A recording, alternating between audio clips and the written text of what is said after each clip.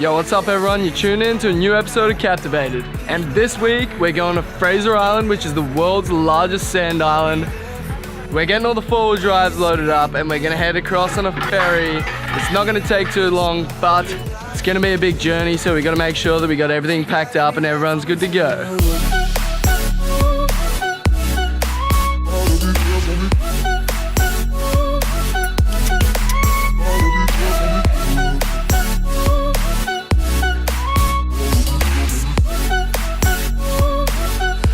So we just arrived here at Lake Mackenzie, which is the largest freshwater lake here on Fraser Island. Its indigenous name is Brun, which translates to waters of wisdom. This water is insanely clear and the sand is so white. I really feel like I'm in a tropical paradise right about now. Anyway, time to go for a swim.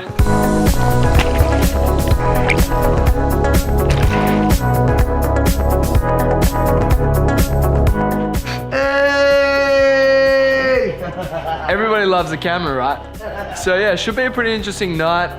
Good little community atmosphere here. We've got a bit of meal prep to get done. Hopefully get a fire started later on and some good times to come. It's having a seizure. Too much tequila last night. Too much tequila. We just pulled up at this little spot called Eli Creek.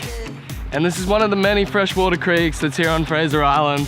Mick, our tour guide, likes to call this one Hangover Creek because it gives you a bit of a wake-up call after a heavy night on the piss. Well, I think it's safe to say that was the best possible way to see Fraser Island. It really gives you a sense of how large the island is. It was a little bit bumpy, so my footage turned out pretty shitty, but such a cool experience. I just tried to admire the view for the majority of the time. So we're having a bit of a swim and catching some arbo rays down here at the Champagne pools.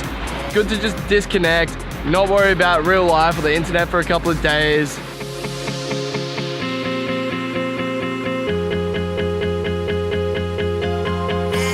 So after a half-hour walk, we're here at Wabi Lake, which is the deepest lake on Fraser Island.